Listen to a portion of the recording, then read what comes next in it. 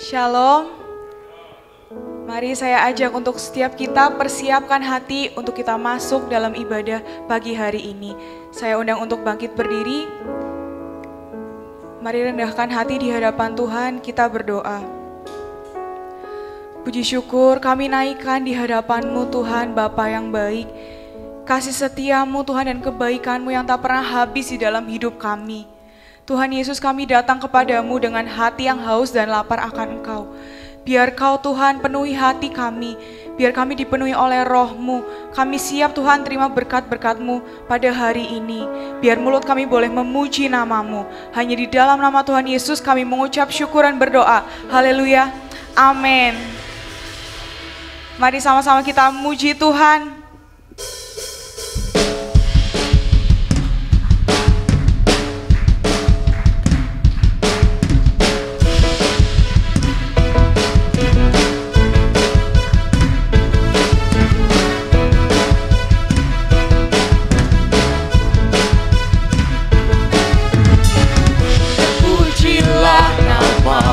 Tuhan, kuat dan penuh kemuliaan. Satu suara kami nyatakan, kebesaran-Mu tetap selamanya. Terpujilah nama-Mu Tuhan, ajaib dan penuh keagungan. Satu hati kami nyatakan, kerajaan-Mu kekal selamanya.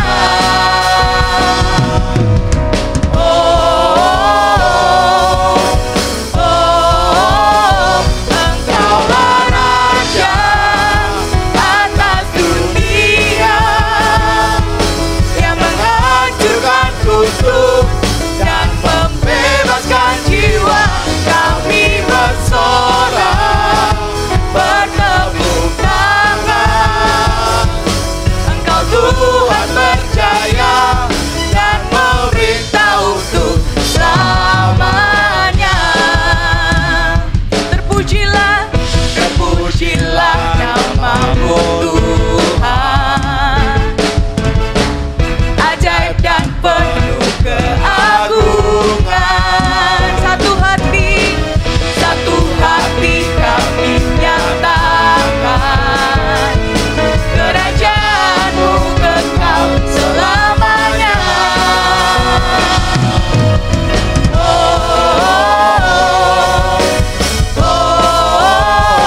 Engkaulah Raja atas dunia, yang menghancurkan kutuk dan membebaskan jiwa.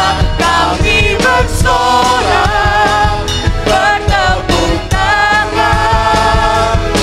Engkau Tuhan berjaya dan memerintah untuk.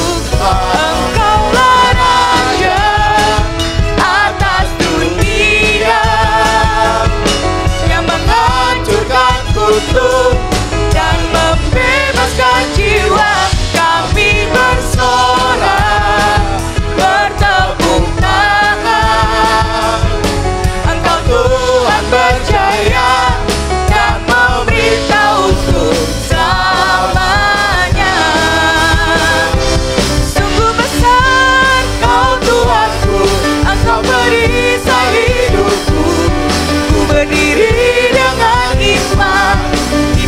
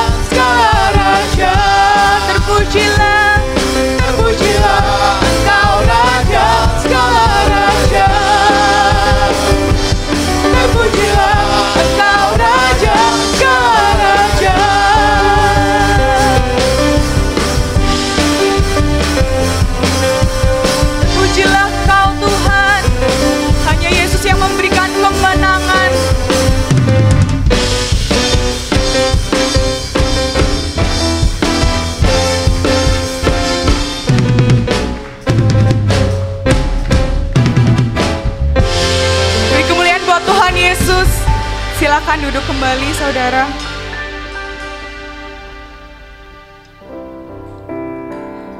Mari lebih lagi kita mau rasakan hadirat Tuhan.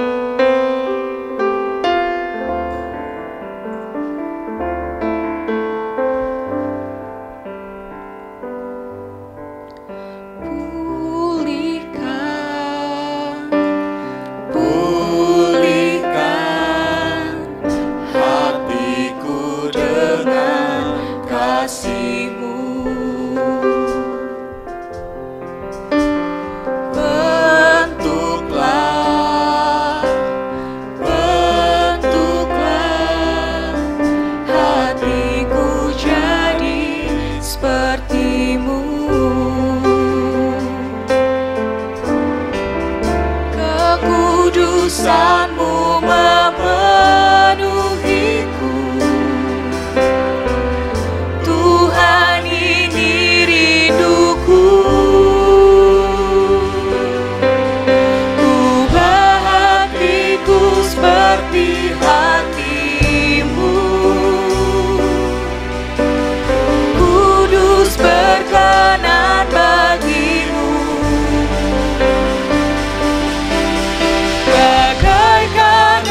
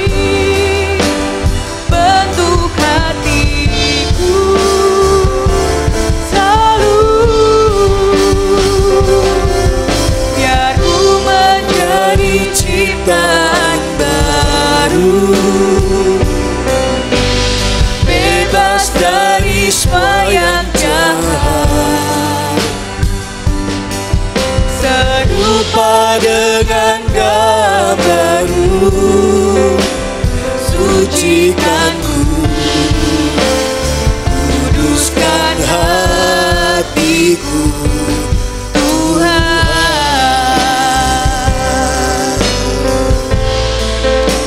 Sucikanku,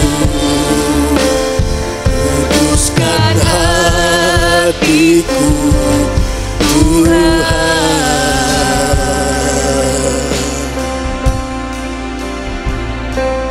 Thank you, Jesus. Makasih.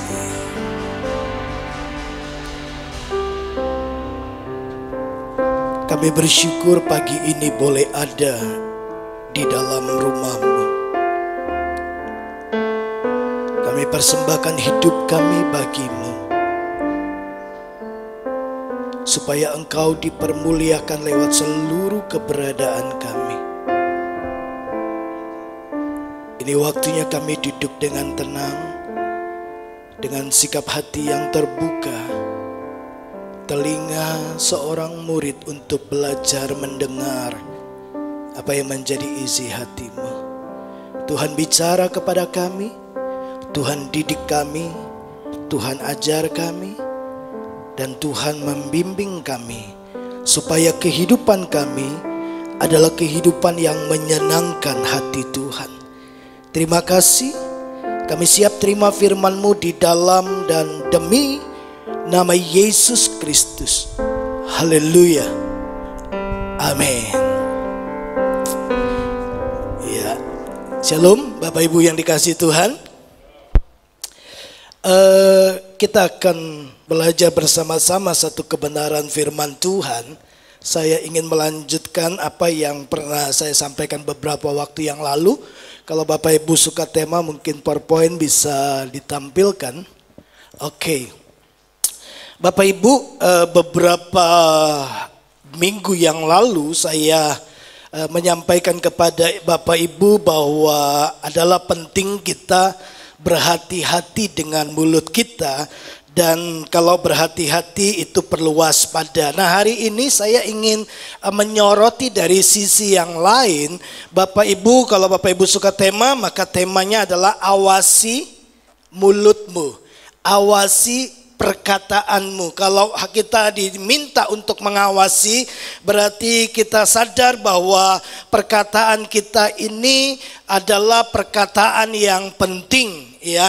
Sebab dengan kata-kata orang bisa dibangun, tapi dengan kata-kata juga orang bisa dihancurkan. Dengan kata-kata orang bisa mendapat kekuatan yang baru, tapi dengan perkataan juga orang bisa menjadi lemah, orang bisa kehilangan kehilangan semangat lalu menjadi putus asa. Nah, Bapak Ibu, mari kita coba ingat beberapa waktu yang lalu kita belajar di dalam kitab Maleakhi pasal yang ketiga, ayat yang ke-13 sampai ayat yang ke-18, ya. Singkat saja saya mau beritahu Bapak Ibu Saudara, menyegarkan kembali pikiran kita bagaimana orang-orang Israel yang notabene adalah umat pilihan Tuhan, umat yang dikasihi oleh Tuhan. Mereka berkata-kata kurang ajar tentang Tuhan, ya. Jadi mereka berbicara sesuatu hal tentang keberadaan Tuhan. Mereka mempertanyakan kesetiaan Tuhan. Mereka mempertanyakan janji Tuhan. Mereka mempertanyakan pribadi Tuhan. Nah, mereka bicara tentang Tuhan dengan orang-orang yang ada bersama-sama dengan dia. Apa yang mereka bicarakan? Yang pertama mereka bilang begini, adalah sia-sia beribadah, melayani Tuhan, melakukan apa yang menjadi kehendak Tuhan. Tidak ada gunanya, ya. Lalu mereka juga berkata bahwa mereka sebutkan bahwa apa untungnya kita taat kepada Tuhan, apa manfaatnya kita melakukan kehendak Tuhan, apa untungnya kita bertobat dari dosa-dosa kita, bertobat dari kesalahan-kesalahan kita. Kenapa?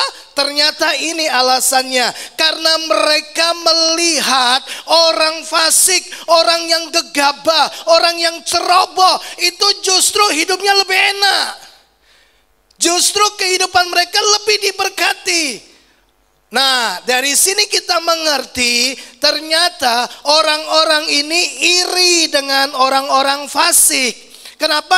Karena orang fasik kelihatan gemuk-gemuk. Orang fasik kelihatannya keadaannya menyenangkan. Mereka mencobai Tuhan, tapi nggak ada hukumannya. Jadi itu sebabnya mereka berkata, mereka lebih berbahagia daripada kita. Kalau mereka aja lakukan dosa, mereka tidak ibadah, mereka mengabaikan perintah Tuhan, dan hidupnya lebih enak. Ngapain kita bertobat? Ngapain kita ibadah? Ngapain kita taat sama Tuhan? Bapak Ibu, kalau kita terus menyimak kisah ini ya di dalam kitab Maleakhi, Bapak Ibu, sebenarnya Tuhan ini ingin mengingatkan bangsa Israel, kalian kok iri sama orang berdosa? Itu kan baru kisah di awal. Itu cerita awal kehidupan mereka. Kelihatannya mereka diberkati, kelihatannya menyenangkan hidup mereka. Tapi di ujung kisah kehidupan mereka, Alkitab berkata orang fasik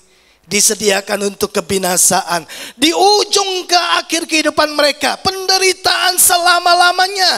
Lalu Tuhan bilang kan sama orang Israel, ya, karena Tuhan berkata begini, tapi pada akhirnya kalian yang hari ini berjuang menghidupi kebenaran, di akhir kehidupan kalian, kalian akan menjadi milik kesayanganku. Kalian akan menikmati kemuliaanku. Itu cerita akhir dari orang-orang yang beribadah melayani Tuhan, orang-orang yang taat, orang-orang yang meninggalkan dosa. Di ujung cerita kehidupan mereka, kemuliaan. Di ujung cerita kehidupan mereka, mahkota. Di ujung kisah kehidupan mereka adalah menjadi milik kesayangan Tuhan.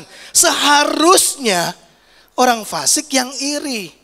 Nah, Bapak Ibu, kita belajar bahwa ketika orang-orang mulai berbicara tentang Tuhan yang salah, mempertanyakan janji Tuhan, menganggap Tuhan tidak adil, Tuhan tidak setia, Tuhan tidak serius dan konsisten dengan firman-Nya, Tuhan bilang begini, bicaramu kurang ajar. Nah, Bapak Ibu, hari ini saya ingin mengajak kita untuk melihat dan belajar sesuatu lagi, supaya sungguh begini, kita ini belajar memperhatikan dan mengawasi setiap perkataan yang keluar dari mulut kita. Bapak Ibu, kalau kita tidak boleh berkata kurang ajar tentang Tuhan, itu bukan berarti bahwa kita boleh berbicara kurang ajar tentang sesama kita, tentang orang-orang benar, tentang orang-orang percaya, bahkan juga tentang semua ciptaan Tuhan. Nah, mari kita lihat, coba next, lihat Yakobus pasalnya yang ketiga, ayat yang ke-9, dikatakan demikian. Dengan lidah kita memuji Tuhan Bapa kita, dan dengan lidah kita mengutuk manusia yang diciptakan menurut rupa Allah. Dari mulut yang satu keluar berkat dan kutuk. Dari mulut yang satu bisa keluar berkat, bisa keluar kutuk. Hal ini, saudara-saudaraku, tidak boleh demikian terjadi. Jadi Yakobus sedang mengingatkan Bapak Ibu Saudara dan semua orang-orang percaya pada waktu itu, bahwa sebagai orang benar, sebagai orang percaya, tidak boleh dari mulut kita bisa mengeluarkan perkataan berkat, bisa mengeluarkan perkataan kutuk. Kita memuji Tuhan di gereja, tapi di rumah kita mengata-ngatai pasangan kita, kita mencemooh anak kita, kita menyebut ceroboh, gegabah, sial orang-orang yang ada di luar sana. Tidak boleh. Ya, Yakobus bilang itu tidak boleh. Kenapa? Di ayat selanjutnya dikatakan begini, adakah sumber memancarkan air tawar dan air pahit dari mata air yang sama? Apakah sumber mata air bisa mengeluarkan dua rasa? Tidak. Kenapa dia berkata demikian? Karena jelas dari sebuah realita bahwa mata air yang tawar, ya, mata air tawar akan mengeluarkan air tawar. Mata air yang asin akan mengeluarkan air yang asin. Ya, tidak mungkin mengeluarkan dua rasa yang berbeda.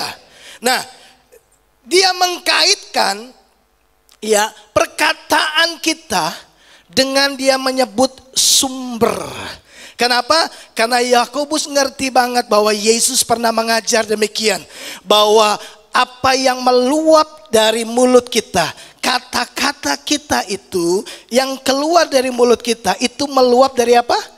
Dari hati. Artinya begini Bapak Ibu, bahwa hati kita itu kan sumber, ya, dari hati kita bisa mengenali, ya, dari kata-kata seseorang kita bisa mengenali hati seseorang. Jadi kata-kata seseorang itu cerminan hatinya. Nah, hati itu memantulkan nanti kehidupan kita yang sesungguhnya. Makanya Salomo bilang begini, jaga hatimu karena dari hatimu terpancar kehidupan. Kehidupanmu bersumber dari hatimu. Untuk mengetahui hatimu, dengarkan perkataanmu. Nah, Bapak Ibu yang menarik adalah coba kita lihat next di dalam Injil Lukas pasal 6. Ini salah satu kutipan pengajaran Yesus. Ya, perhatikan ini baik-baik. Orang yang baik mengeluarkan barang yang baik dari perbendaharaan apa? Hatinya yang baik. Yesus sedang bicara apa? Waktu dia berkata orang baik akan mengeluarkan barang yang baik, nanti di kalimat terakhir kita tahu bahwa yang Yesus masukkan adalah gini, perkataan. Orang yang baik mengeluarkan perkataan yang baik dari perbendaharaan hatinya yang baik. Jadi ternyata begini, hati itu tempat menyimpan apa yang tersimpan di dalam hatimu. Itu perbendaharaanmu. Kalau perbendaharaan kita ternyata begini, di dalam hati kita adanya kepahitan, kemarahan, kekecewaan, maka begini, itu perbendaharaan hati kita. Lalu kemudian nanti yang keluar lewat mulut kita, maka itu adalah cerminan dari hati kita, yang merupakan gambaran kehidupan yang sedang kita jalani. Selanjutnya dia berkata, orang yang jahat mengeluarkan barang yang jahat dari perbendaharaannya yang jahat. Jadi tidak mungkin kalau hatinya ya baik, kemudian dia mengeluarkan yang tidak baik. Yesus berkata, karena yang diucapkan mulutnya meluap dari hatinya. Bapak Ibu yang dikasihi oleh Tuhan, coba next. Paulus bilang begini kepada jemaat di Efesus. Dia bilang begini, sebagai orang-orang yang telah mengenal Tuhan. Kalau kita baca nanti Efesus pasal 4, ya, Paulus ini sedang bicara tentang perikop ini, dia bicara tentang manusia baru. Bahwa kita ini adalah orang-orang yang mengenal Allah. Jangan lagi hidup seperti orang-orang yang tidak mengenal Allah, dengan pikirannya yang sia-sia. Kata sia-sia adalah gini, pikiran tanpa kebenaran. Ya, kenapa tanpa kebenaran? Karena hatinya, Alkitab berkata, hatinya dan pemahamannya itu gelap. Ya, nanti Bapak Ibu bisa baca di ayat sebelumnya. Kata gelap itu memiliki pengertian dari bahasa aslinya gini. Ya, pemahaman mereka gelap, pengertian mereka gelap. Ternyata kata gelap itu begini, ditutupi oleh kegelapan. Ditutupi, pengertian lain, ditutupi oleh makhluk surgawi yang telah kehilangan cahaya, yang telah kehilangan terang. Siapa itu? Iblis. Iblis itu dulu makhluk surgawi. Setan-setan itu dulu semua pengikut-pengikutnya itu makhluk surgawi, bercahaya dalam kemuliaan Tuhan. Waktu mereka memberontak, mereka kehilangan cahaya. Dan Alkitab berkata begini, kepada orang-orang yang tidak mengenal Yesus Kristus, pemahaman mereka, pengertian mereka ditutupi oleh setan. Makanya Paulus di dalam kitabnya yang lain dia berkata begini, orang Israel itu sampai hari ini kalau baca hukum Taurat, ada selubung yang menutupi mereka, sehingga mereka nggak bisa mengenal Yesus Kristus adalah Mesias. Nah, lalu Paulus bilang begini, sebagai orang yang sudah mengenal Tuhan, kita harus menanggalkan manusia lama kita dan mengenakan apa? Manusia baru, ciptaan baru yang diciptakan menurut kehendak Allah.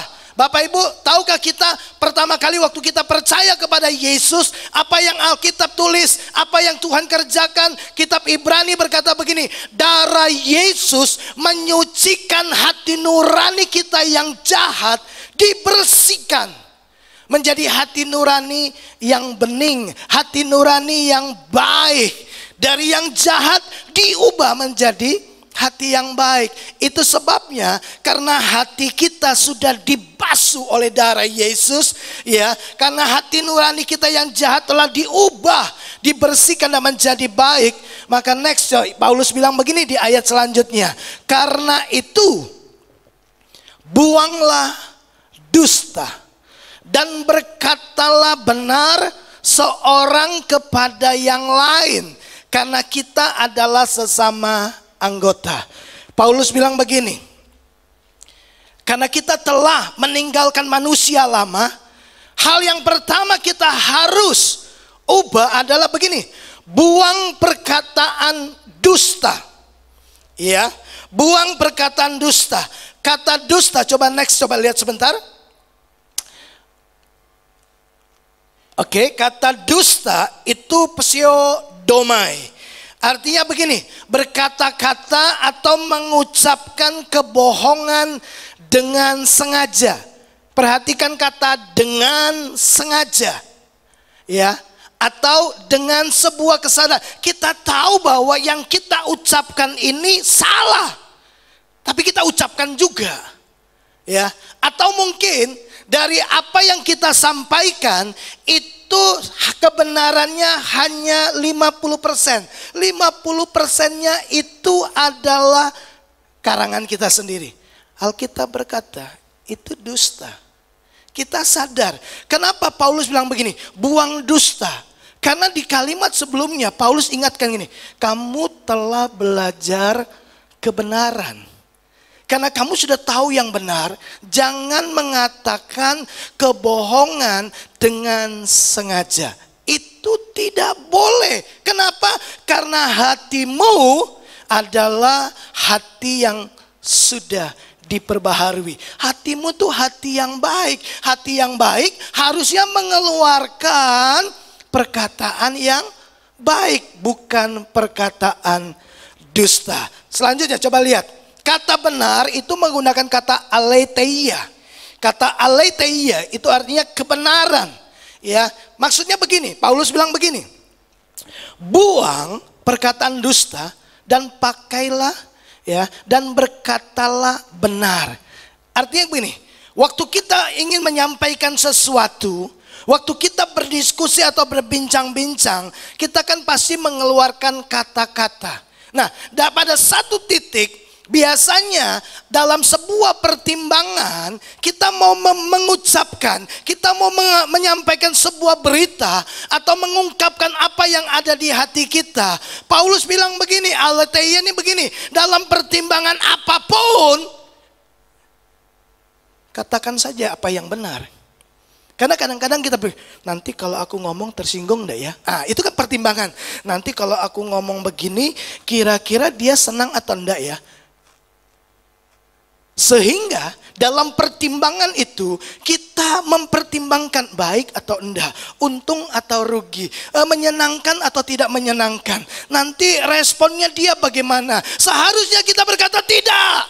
Tapi kemudian karena pertimbangan-pertimbangan kita tambah menjadi ya udah tidak apa-apa. Padahal kita tahu itu salah. Padahal kita tahu itu dosa.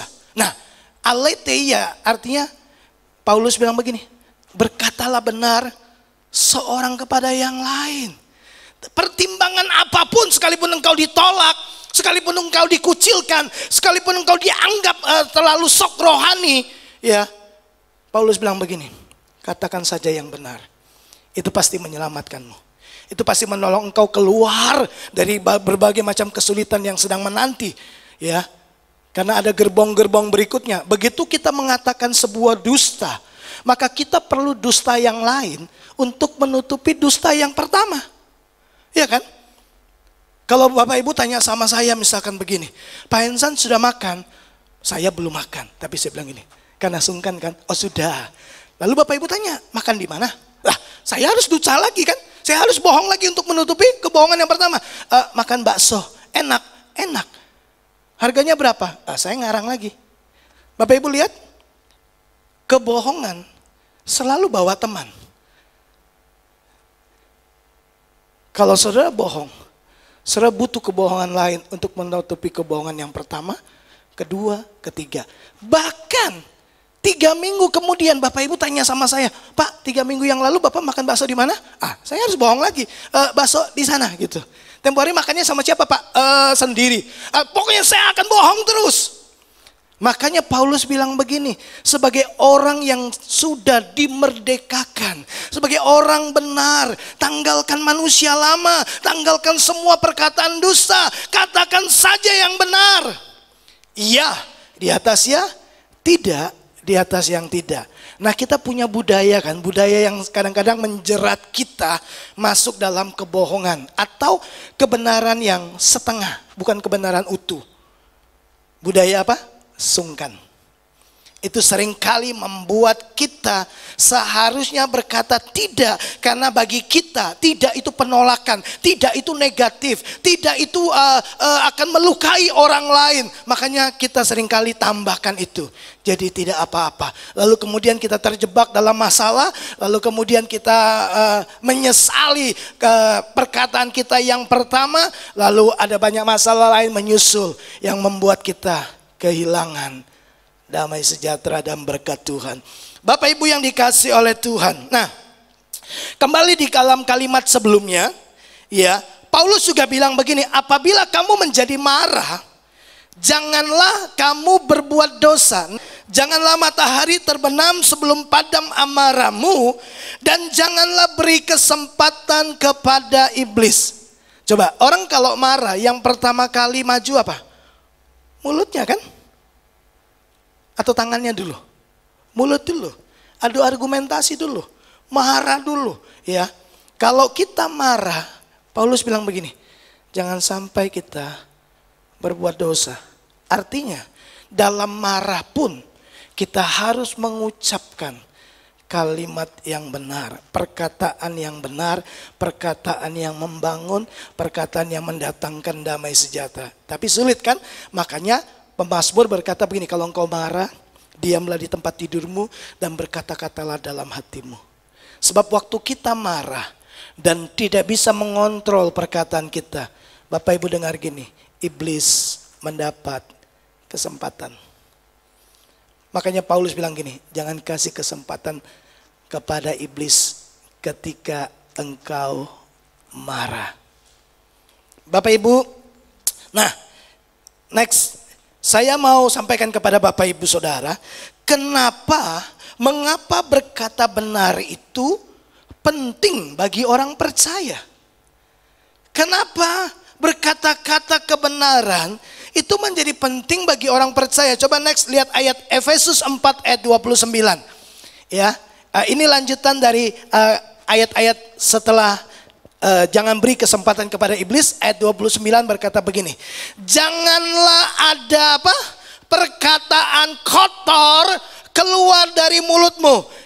Paulus sedang bicara kepada orang-orang percaya yang ada di Efesus. Dia mengingatkan mereka bahwa gini, kamu telah belajar mengenal Kristus, kamu telah belajar kebenaran, tanggalkan, buang manusia lama. Dimulai dari apa? Buang perkataan dusta, mulai belajar memperkatakan perkataan yang benar. Ya, lalu dia berkata, jangan ada perkataan kotor keluar dari mulutmu. Dia ulang lagi betapa pentingnya perkataan kita. Jangan ada perkataan kotor keluar dari mulutmu, tetapi pakailah perkataan yang baik untuk membangun, di mana perlu, supaya mereka yang mendengarnya beroleh kasih karunia. Kenapa berkata benar, memperhatikan kata-kata kita itu menjadi penting? Paulus bilang begini, jangan ada perkataan kotor. Kata perkataan itu menggunakan kata lego. Next, ya, kata lego, dari kata lego muncul kata logos. Kata lego itu bicara tentang kata-kata. Untuk apa? Untuk berbicara. Iya, kata-kata untuk berbicara, ya, bukan hanya untuk berbicara saja. Kata lego dari kata perkataan ini, ya, ternyata itu juga mengarah pada begini. Waktu kita mengajar, karena waktu kita mengajar kita menggunakan kata-kata. Waktu kita menasehati seseorang, menasehati anak kita, menasehati teman kita, menasehati pasangan kita, siapapun, setiap orang waktu menasehati itu menggunakan kata-kata. Waktu kita memberi arahan, ya. Nah, Bapak Ibu coba lihat kata kotor itu menggunakan kata sapros, ya, atau juga menggunakan kata sepo. Dari kata sepo lalu muncul kata sapros. Kata kotor itu dalam konotasi kita kan mungkin ini perkataan jorok, ya, perkataan kebun binatang atau perkataan-perkataan yang menjurus kepada hal-hal yang porno gitu, ya. Bagi kita kan begitu. Nah, ternyata kata kotor dari bahasa aslinya itu adalah gini, kata-kata yang tidak berkualitas. Kualitasnya buruk, kualitasnya rendah, rusak, tidak berharga, perkataan yang tidak berharga, perkataan yang menghancurkan, merusak, perkataan yang tidak layak digunakan. Ya, Paulus bilang pakailah perkataan yang baik. Nah, coba Bapak Ibu bayangkan, misalkan begini ya, kalau kita ketemu sama seorang teman baru beli sepeda. Ya kan, sekarang kan lagi orang senang beli sepeda. Lalu kita bilang begini, wow, sepeda baru ya, ngutang di mana? Loh, coba. Ya, cie sepeda baru, ngutang di mana? Itu menurut Alkitab, itu perkataan yang tidak berkualitas, tidak membangun, itu merusak. Ya, seharusnya kita menggunakan kata yang baik. Nah, kata baik itu menggunakan kata agathos. Artinya kebalikan dari perkataan yang kotor, yaitu perkataan yang berguna, perkataan yang berkualitas, perkataan yang berharga, perkataan yang bisa membangun. Ya, kita mungkin bisa berkata kepada teman kita, wow, Tuhan berkati kamu. Ya, dengan sepeda yang baru, wah, berharap kamu semakin sehat, kamu semakin kuat. Nah, saudara lihat itu perbedaan kualitas, ya. Ketemu sama orang yang sama, ya. Kata-kata kita yang Paulus bilang begini, karena hatimu itu telah diperbaharui, hatimu itu telah dibersihkan oleh darah Yesus, dan harusnya kamu sudah belajar kebenaran, kamu belajar tentang Kristus, kamu belajar tentang hal-hal perkataan-perkataan Kristus yang berkualitas. Seharusnya hatimu dipenuhi dengan perbendaharaan kata-kata yang baik. Jangan mengucapkan kata-kata yang tidak bermutu, tidak berkualitas, tidak membangun. Ya, nah, coba dari ayat yang tadi kita baca, Bapak Ibu, ya, dikatakan demikian bahwa pakailah perkataan yang baik untuk membangun. Nah, kata membangun, ya, menggunakan kata oikodome. Ya, yang artinya membangun. Apakah cuma membangun? Tidak. Ternyata memiliki arti mendidik. Jadi Paulus bilang begini, sebagai orang yang telah menanggalkan manusia lama dan mengenakan manusia baru, yang hatinya telah diperbaharui oleh Tuhan. Ya, Paulus bilang begini, pakailah kata-kata yang berkualitas, kata-kata yang baik, kata-kata yang berguna untuk membangun. Ya, nah, kata membangun menggunakan kata oikodome. Ya, salah satu pengertiannya adalah mendidik.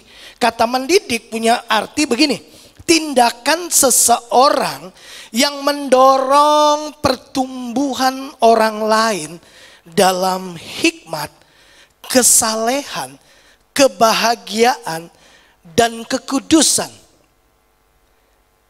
Jadi kata perkataan yang baik itu dilepaskan untuk gini, menolong orang lain bertumbuh dalam hikmat.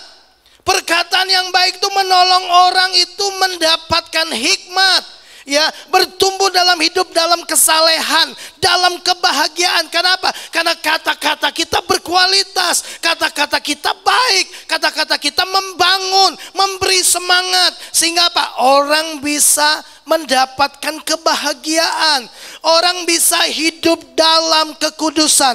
Pertanyaan saya adalah begini Bapak Ibu, perkataan baik seperti apa yang bisa mendorong orang bertumbuh dalam hikmat, dalam kesalehan, dalam kebahagiaan, dan kekudusan?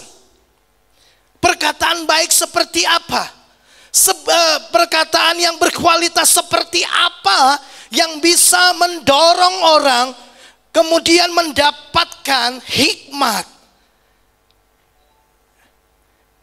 Perkataan yang berkualitas yang seperti apa yang nantinya bisa menggiring orang hidup dalam kekudusan dan kesalehan? Perkataan yang berkualitas, perkataan baik yang berkualitas yang seperti apa yang bisa membuat orang lain berbahagia? Saya temukan cuma satu Bapak Ibu, kebenaran. Apa itu kebenaran? Firman Tuhan. Yesus berkata, akulah jalan dan kebenaran dan hidup. Pada mulanya adalah firman. Firman itu adalah Allah sendiri. Yesus berkata, aku kebenaran dan aku adalah firman.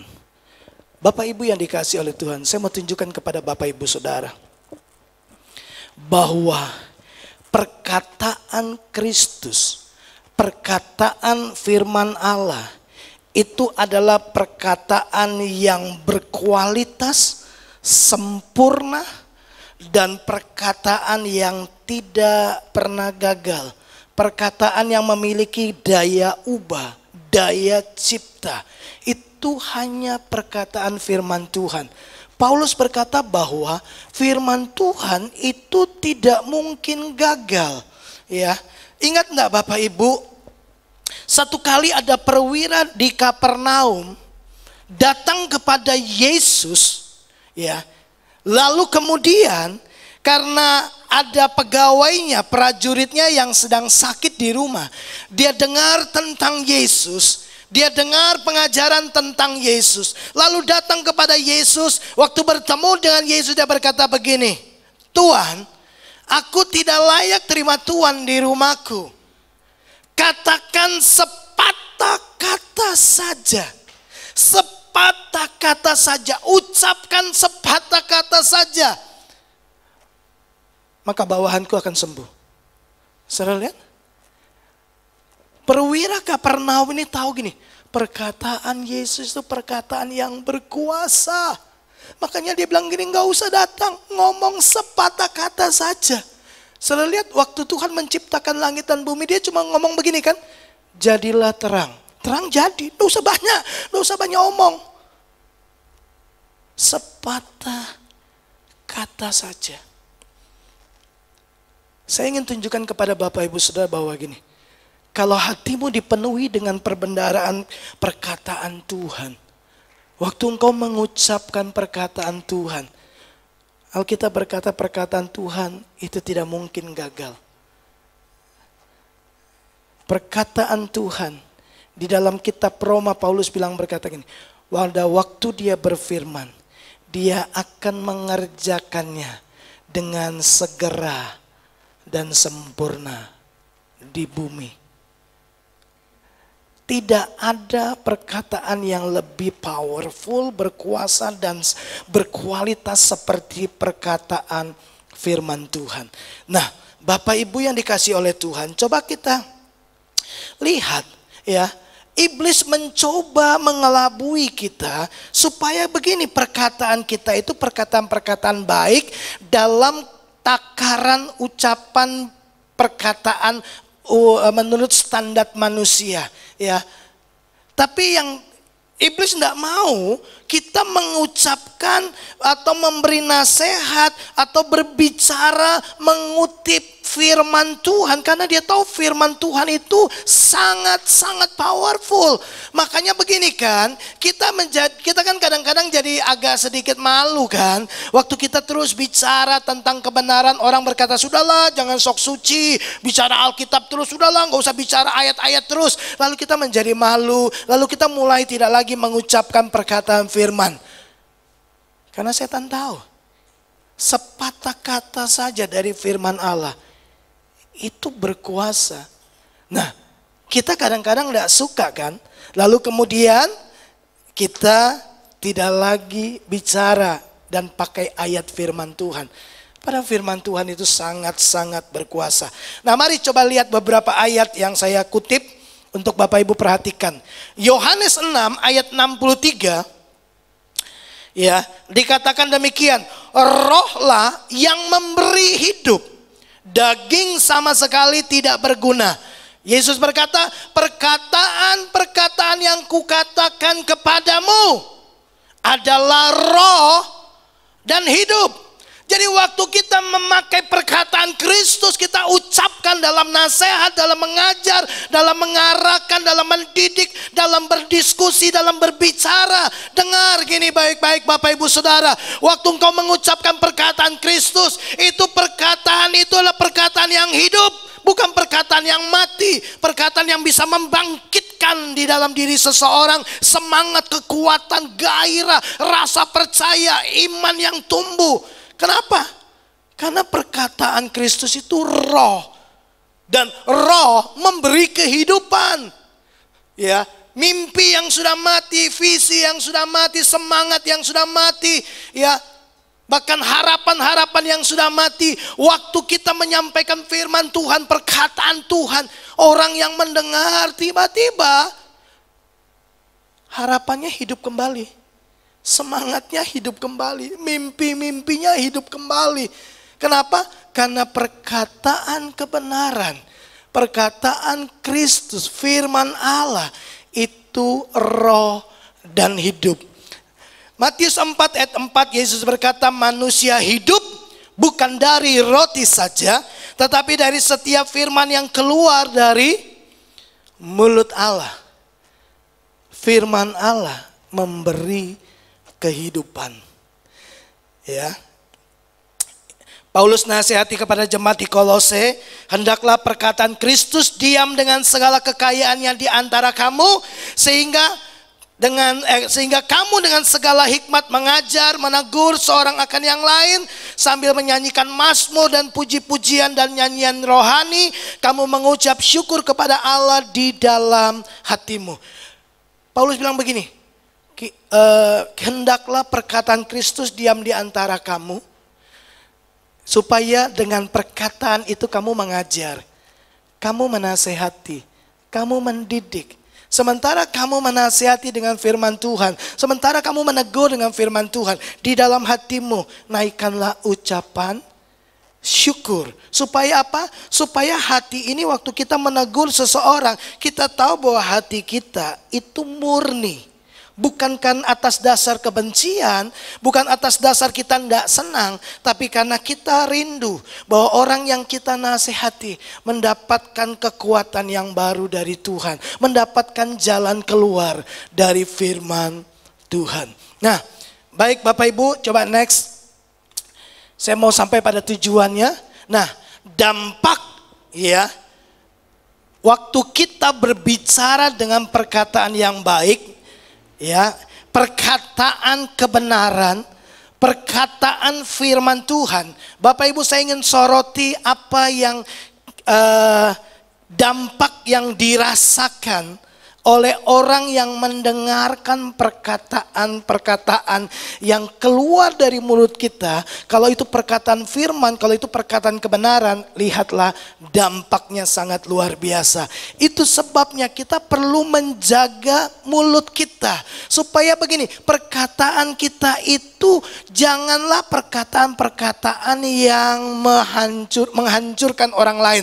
Kalau Bapak Ibu baca di dalam kitab Kejadian 31, ya, satu kali Yakub bawa istri dan anak-anaknya tinggalkan Laban. Waktu Laban tahu, dia mau kejar Yakub. Ya, Kejadian 31.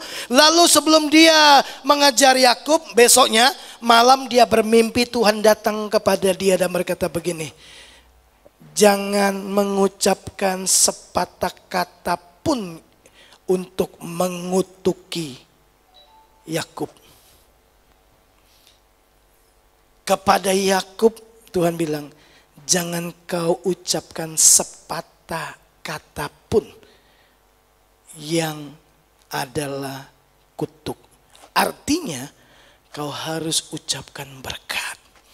Makanya waktu dia ketemu Yakub, dia bilang begini, Allah ayahmu telah menampakkan diri kepadaku dan berkata kepadaku, jangan aku mengucapkan kata kutuk sepatah kata pun terhadap engkau. Itu sebabnya kalau kita baca ceritanya nanti, akhirnya Laban memberkati Yakub. Kenapa? Bapak Ibu, sepatah kata saja itu memberikan efek yang sangat ngeri dalam kehidupan seseorang kalau itu perkataan yang tidak benar. Nah, dampak apa? Coba kita perhatikan ayat ini baik-baik. Janganlah ada perkataan kotor keluar dari mulutmu, tapi pakailah perkataan yang baik. Tadi apa? Untuk membangun. Ya, perkataan baik yang pertama itu untuk membangun.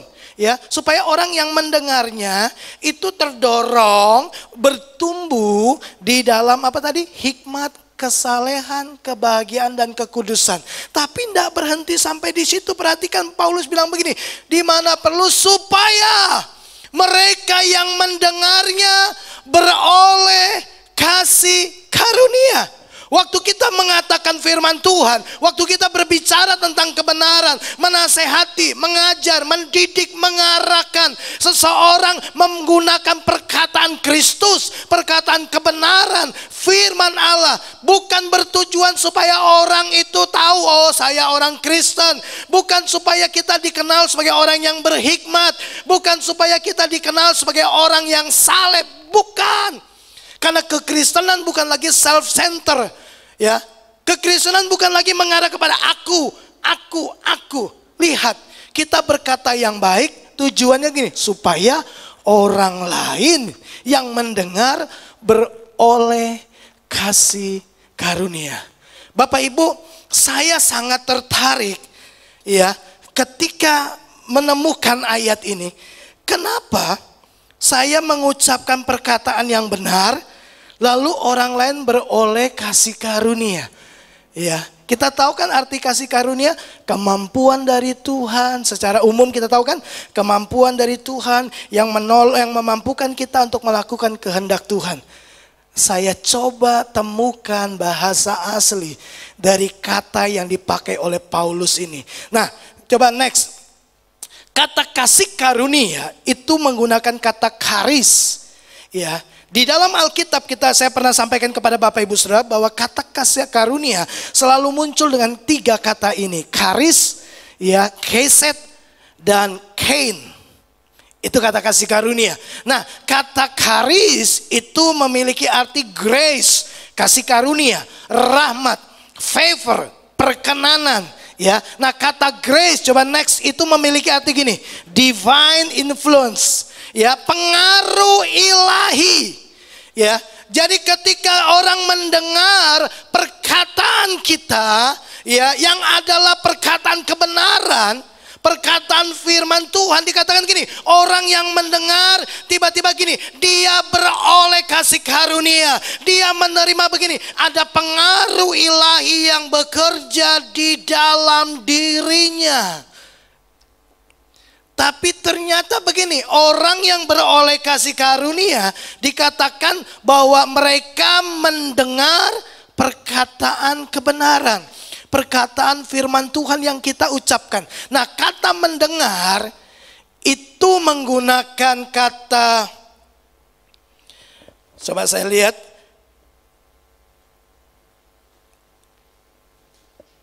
kata kebenaran itu menggunakan kata akowo, O-U-O, akouo. Akouo itu artinya begini, memperhatikan, lalu kemudian memahami arti dari perkataan yang diucapkan. Jadi bukan hanya mendengar itu seperti sekilas mendengar, enggak. Jadi orang yang menerima kasih karunia, ya, adalah orang yang gini, dia memperhatikan waktu kita berbicara, dia memperhatikan dan dia memahami makna arti dari apa yang kita sampaikan. Nah, waktu orang mendengar perkataan kita, lalu dia ngerti apa yang kita sampaikan, kebenaran yang keluar dari mulut kita, maka Alkitab berkata, dia beroleh kasih karunia. Dia mendapatkan begini, di dalam dirinya tiba-tiba ada pengaruh ilahi yang sedang bekerja di dalam dirinya. Untuk apa? Yang pertama, untuk memberi kekuatan di dalam batinnya. Jadi pengaruh ilahi, kasih karunia itu waktu dia dengar perkataan kita, kata-kata yang kita sampaikan, yang mungkin bagi kita ini cuma firman Tuhan. Tapi waktu dia mendengar dan dia tangkap itu perkataan, maka ada sesuatu yang sedang terjadi di dalam dirinya. Tuhan sedang bekerja memberi dia kekuatan. Ya, memberi dia kekuatan, dan kekuatan itu bekerja di dalam batinnya. Ingat, Paulus pernah bilang begini, waktu dia dia berdoa kepada Tuhan supaya duri dalam daging diambil. Tuhan bilang apa sama Paulus? Tuhan bilang begini kan? Cukuplah kasih karuniaku bagimu, sebab justru dalam kelemahan kekuatanku bekerja. Jadi kasih karunia, ya, itu bekerja di dalam diri seseorang untuk memberi gini, kekuatan ketika dia dalam kelemahan. Di saat dia lemah, di saat dia sudah hampir putus asa, lalu tiba-tiba ketemu sama saudara, saudara mengucapkan perkataan kebenaran, saudara mengucapkan perkataan firman. Waktu dia dengar, tiba-tiba di dalam dirinya, dia gini, ada kekuatan. Kalau begitu aku masih punya pengharapan. Kalau begitu dari apa yang kamu sampaikan, berarti Tuhan tidak tinggalkan saya dong. Berarti Tuhan masih perhatikan saya. Berarti Tuhan masih sayang sama saya. Tiba-tiba dia dapat kekuatan. Apakah hanya sampai di situ? Tidak. Waktu seseorang mendengar dan mengerti apa yang Bapak Ibu sampaikan, ya, ada kekuatan, ada kasih karunia, ada pengaruh ilahi yang bekerja di dalam dirinya. Bukan hanya memberi kekuatan, tapi menggiring orang itu kepada perubahan menjadi seperti Yesus. Ada kemampuan, tiba-tiba di dalam dirinya ada kemampuan untuk dia berubah seperti Yesus. Kalau Bapak Ibu baca kisah tentang sida-sida di Ethiopia yang pulang dari Yerusalem beribadah di Yerusalem, bayangkan dari Ethiopia sampai ke Yerusalem untuk ibadah. Waktu dia pulang ibadah, dia lagi baca kitab suci, kitab Yesaya, tapi tidak ngerti. Roh Kudus beritahu kepada Filipus, kamu hampiri kereta itu dan temui sida-sida itu. Waktu Filipus ketemu sama sida-sida itu, dia tanya begini, mengertikah Bapak apa yang Bapak baca? Dia nggak tanya, tahu? Enggak. Dia tanya, ngerti? Dia bilang ini, enggak ngerti. Kemudian Filipus berbicara dari ayat itu. Waktu dia dengar penjelasan, waktu dia dengar perkataan-perkataan yang disampaikan oleh Filipus, dia mengerti, lalu dia berkata begini, boleh nggak aku dibaptis? Saya lihat ada kemampuan untuk terus mengikuti jejak Tuhan, ada kemampuan untuk terus meneladani Yesus Kristus. Itu sebabnya kenapa saya menyampaikan hal ini, karena ternyata begini, perbincangan-perbincangan kita, diskusi-diskusi kita, obrolan-obrolan kita bukan obrolan biasa. Ya, bisa jadi kita duduk, ngobrol, obrolan kita bisa biasa. Saya sampaikan kepada rekan-rekan pelayanan di tempat ini. Saya sampaikan kepada full time, saya bilang begini, setiap kali kalian kongkow, setiap kali kalian ngobrol dengan anak-anak yang lain, ya, dalam obrolanmu tambah obrolanmu menjadi obrolan yang berbobot. Bagaimana caranya? Tambah nilai, tambah prinsip kerajaan Allah di dalam perbincanganmu, dalam semua diskusimu, dalam semua obrolanmu. Tambah nilai prinsip kebenaran. Supaya apa? Sederhana, mereka yang mendengarnya pulang, mereka waktu ngerti dapat kasih karunia. Tiba-tiba saja di dalam dirinya ada pengaruh ilahi yang berkata gini, kalau gitu aku harus sungguh-sungguh sama Tuhan. Kalau gitu masa mudaku gak boleh sia-sia. Kalau begitu, tiba-tiba ada kekuatan untuk hidup dalam kebenaran. Tiba-tiba ada kekuatan untuk terus berubah menjadi seperti Yesus. Apakah hanya berhenti di situ? Tidak. Ya, ternyata beroleh kasih karunia, pengaruh ilahi itu yang ketiga dikatakan begini, ya, perkataan firman Tuhan yang dia dengar itu menjaga, memelihara, dan meneguhkan. Waktu orang mendengar firman, perkataan kebenaran yang kita ucapkan, tiba-tiba perkataan kebenaran itu bisa memproteksi dia supaya tidak salah dalam membuat pilihan, supaya tidak salah dalam membuat keputusan-keputusan. Bahkan mungkin meneguhkan apa yang dia mau ambil, apa yang dia mau pilih, apa yang dia mau lakukan. Bahkan firman Tuhan itu bahkan menjaga kita dari semua upaya-upaya daripada si jahat. Bukankah firman Tuhan itu pedang bagi kita? Itu akan menjaga kita, memproteksi kita. Apakah berhenti sampai di situ? Tidak, Bapak Ibu. Coba lihat. Orang yang mendengar perkataan kebenaran yang kita ucapkan, bukan hanya tiba-tiba dia mendapat kekuatan dan kemampuan untuk berubah seperti Yesus. Bukan hanya dia terpelihara, terjaga, dikuatkan, dikokohkan, diteguhkan. Yang berikutnya dikatakan begini, pengaruh ilahi itu akan meningkatkan iman daripada orang-orang yang mendengar perkataan itu. Tiba-tiba keyakinannya makin kuat. Benar, yang kamu ngomong benar. Imannya bertambah. Apa hanya untuk itu?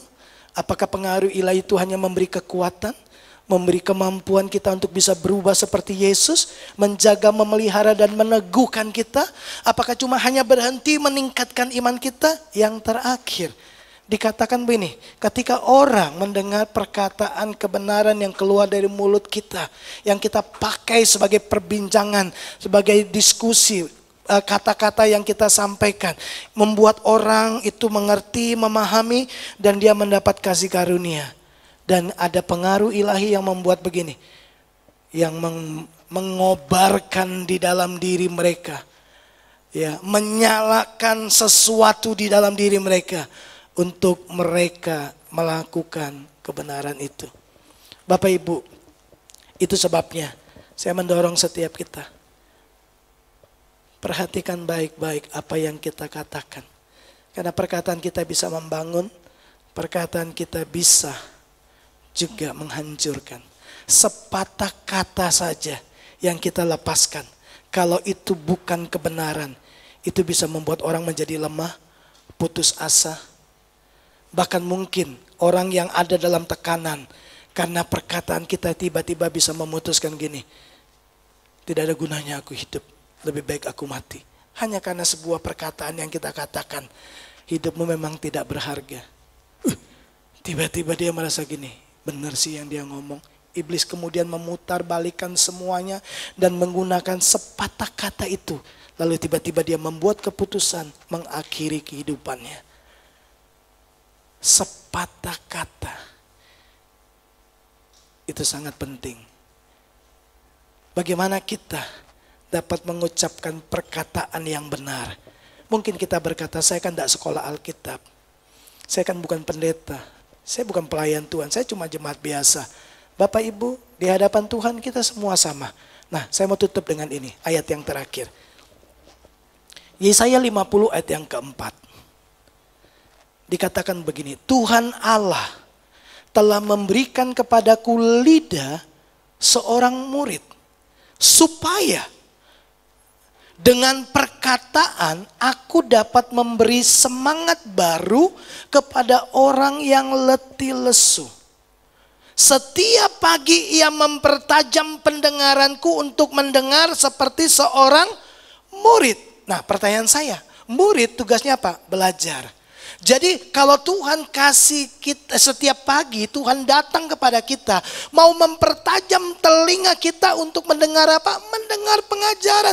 Jadi begini, setiap pagi Tuhan itu mau kasih perkataan kebenaran kepada Bapak Ibu Saudara. Setiap pagi dia mau kasih, dia mau ajar apa yang menjadi kehendaknya. Waktu kita terima apa yang menjadi pengajaran Tuhan, waktu kita lepaskan kepada orang lain tiba-tiba dapat semangat yang baru. Kenapa? Karena perkataan kebenaran membuat orang yang menerimanya beroleh kasih karunia. Terjemahan firman Allah yang hidup katakan begini, Tuhan Allah telah mengajar aku.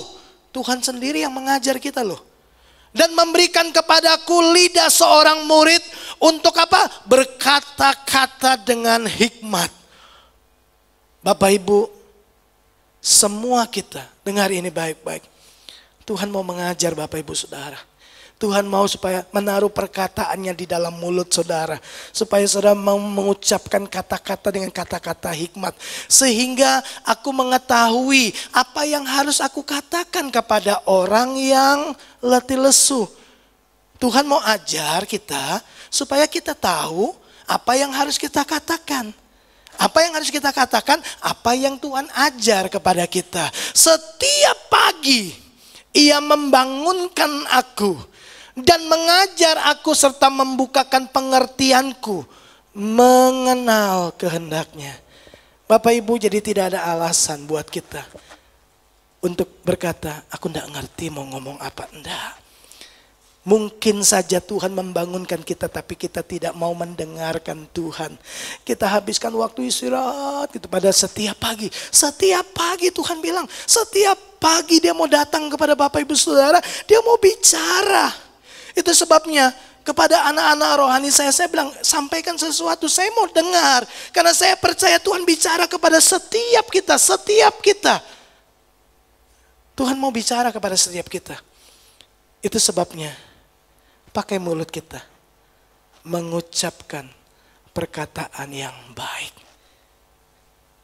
Karena perkataan itu membangun, mendidik, menggiring orang lain bertumbuh dalam hikmat, kesalehan, kekudusan, kebahagiaan. Waktu kau katakan kebenaran, orang beroleh kasih karunia. Ada kekuatan Tuhan yang bekerja dalamnya. Dia bisa digiring pada perubahan kepada seperti Yesus. Kemudian dia terjaga karena firman Tuhan menjamin hidupnya. Bukan hanya itu, imannya bertumbuh. Bukan hanya imannya bertumbuh. Tiba-tiba ada gairah yang kuat dalam hidupnya untuk hidup dalam kebenaran. Hidup dalam kebenaran. Hidup dalam kebenaran. Doa saya, kiranya kita mulai memperhatikan setiap kata-kata yang kita sampaikan. Saya percaya setiap hari kita berkata-kata dengan pasangan kita, dengan anak kita, dengan karyawan, dengan teman, dengan keluarga, dengan tetangga. Setiap kali kita berkata-kata. Saya mau jemaat GBI Duta Kerajaan, setiap kali engkau berdiskusi, engkau berbicara kepada orang lain, sematkan, masukkan perkataan kebenaran. Tidak perlu kutip ayat. Mazmur 37 ayat 5. Tidak usah sebut ayatnya. Sampaikan saja. Serahkanlah kekhawatiranmu kepada Tuhan. Sebab ia yang memelihara engkau. Kalimat itu tiba-tiba masuk dalam hati seseorang. Lalu dia berkata, iya, seharusnya aku datang kepada Tuhan dan berdoa. Tiba-tiba dia berkata gini, permisi, aku mau pulang. Tiba-tiba ada sesuatu yang berkobar dalam dirinya. Dia tahu-tahu sudah ada di dalam kamar. Dia berlutut, dia berdoa, dia menyerahkan semua persoalannya kepada Tuhan. Lalu tiba-tiba dia dapatkan damai sejahtera. Dia dapatkan kelegaan. Hanya karena apa? Sepatah kata, satu kalimat yang Bapak Ibu lepaskan. Tapi perkataan itu adalah firman Tuhan, kebenaran yang berkualitas tinggi. Kiranya Tuhan menolong setiap kita supaya oleh hidup kita, lewat kata-kata kita, orang lain dibangun dan beroleh kasih karunia. Tuhan memberkati kita. Mari kita datang kepada Tuhan. Kita siapkan hati kita untuk terima perjamuan kudus. Mari sekali lagi kita tundukkan kepala, kita berdoa. Kita merendahkan hati di hadapan Tuhan sebelum kita ambil bagian di dalam persekutuan dengan tubuh dan darahnya. Bapa, kami bersyukur sebab firman-Mu berkata, kami ini berharga dan mulia, dan Engkau mengasihi kami. Sekali-kali Tuhan tidak pernah membiarkan kami. Engkau ada di dalam kami, Engkau bergerak di dalam kami, dan Engkau menolong kami untuk selalu hidup dalam kebenaran. Terima kasih buat cinta-Mu yang besar, yang Kau buktikan dengan mati di atas kayu salib untuk menebus dosa dan pelanggaran kami. Bukti betapa besarnya cinta-Mu kepada kami, karena Engkau telah berkata kami ini berharga, kami mulia,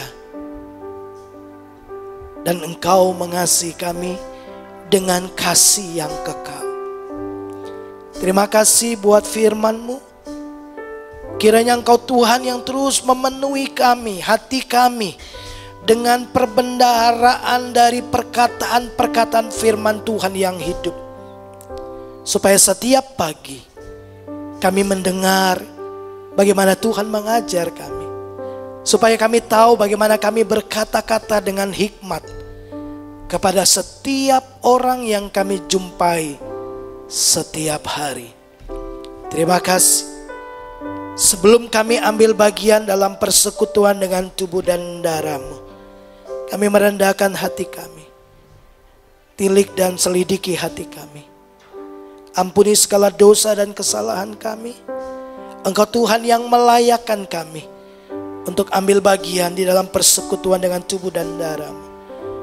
Hamba berdoa memberkati roti dan anggur yang melambangkan tubuh dan darah-Mu, supaya setiap kami yang bersekutu dalam perjamuan kudus ini mengingat kembali pengorbanan Yesus Kristus di atas kayu salib, supaya olehnya kami dibenarkan dan hidup dalam kebenaran, berkata-kata yang benar seorang kepada yang lain.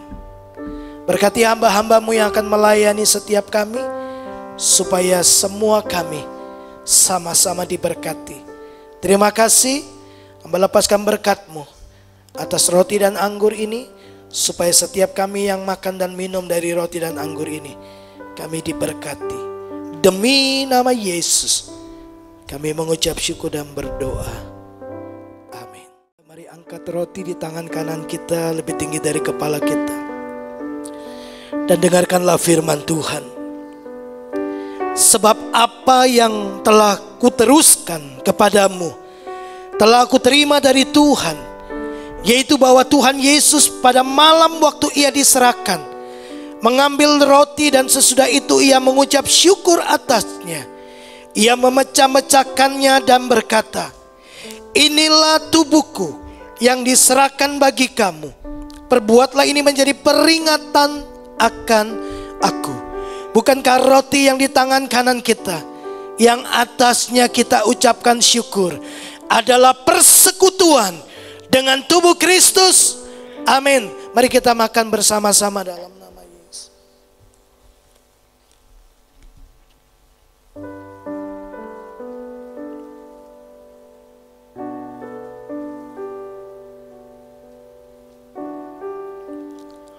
Mari angkat cawan lebih tinggi dari kepala kita.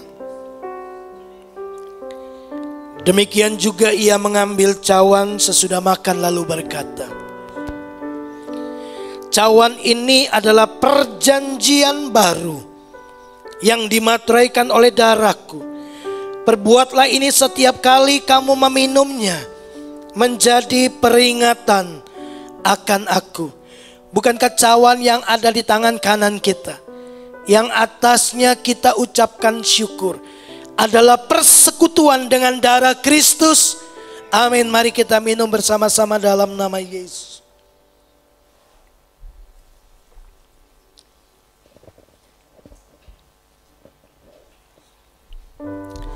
Mari naikkan ucapan syukur kita kepada Tuhan. Ku bersyukur,